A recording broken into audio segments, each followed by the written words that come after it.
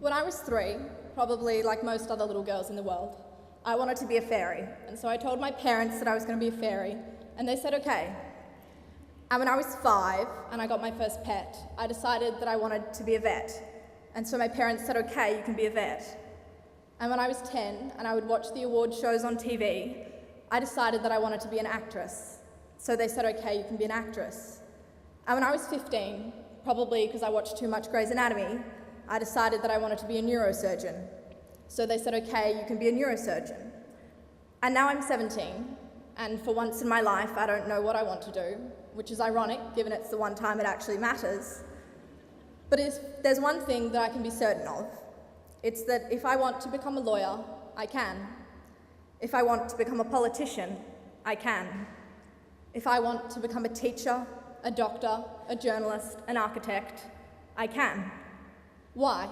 Why can I become anything I want to be? What gives me that right to be the chosen one, to choose any path in life I want? It's simple. I am a child of the 21st century, and I live in a developed country. And that gives me the privilege of choice. That's why I suppose it seemed a little odd to me that I'm standing before you to speak about an issue that we've reflected on this year, the empowerment of women. Because what do I know about gender inequality? What do I know about the hardships of being judged on the fact that I am a woman? What do I know about being rejected and oppressed for my gender? I have the opportunity tonight to express an opinion, to share a view, to stand before you all as an opinionated 17-year-old girl with ambition. So in all honesty, I know very little. I might even know nothing about gender inequality. But that doesn't mean it's not my issue. That doesn't mean it's not my responsibility to change it. It would be so easy for me and every other girl in this room with the gift of an education, and a brilliant education at that, to become complacent. To say, okay, my glass ceiling is shattered, my fight for feminism is complete. But gender equality isn't equality for a select few. Our fight is only won when every man and every woman are equal. Because no generation has been as divided in our fight as we are in the 21st century. Women exist at polar opposite ends of the equality spectrum. Because at one end, you have Julia Gillard as the first Australian Prime Minister. You have the possibility of Hillary Clinton winning the 2016 US presidential election.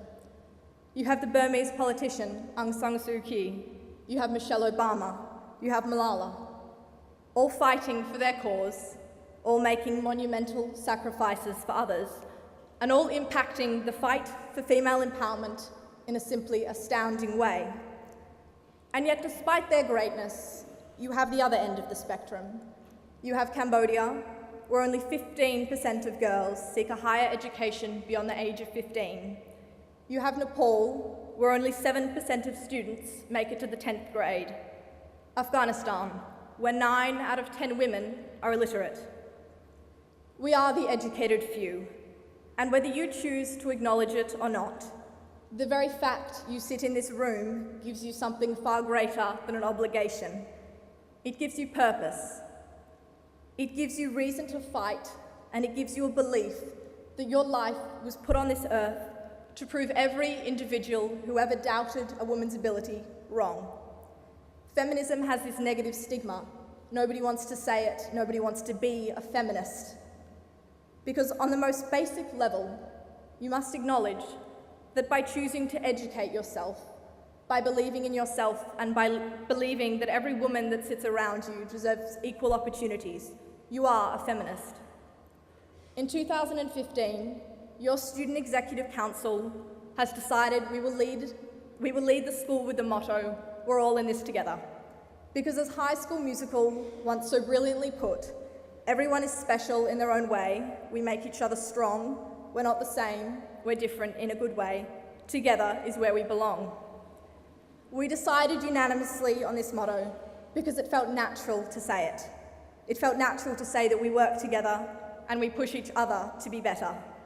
We're all fighting the same fight, be it feminism or any other issue, but 500 voices are a lot more powerful than one voice. So I may know very little, I may know nothing about gender inequality, but that doesn't mean I can't give myself a goal. And so tonight, I set that goal for myself. And that goal is that when every other girl in the world, just like me, wakes up and says, I want to be a doctor, or I want to be a lawyer, or I want to be a politician, or I want to be a teacher, the only thought in their head is I can. Thank you.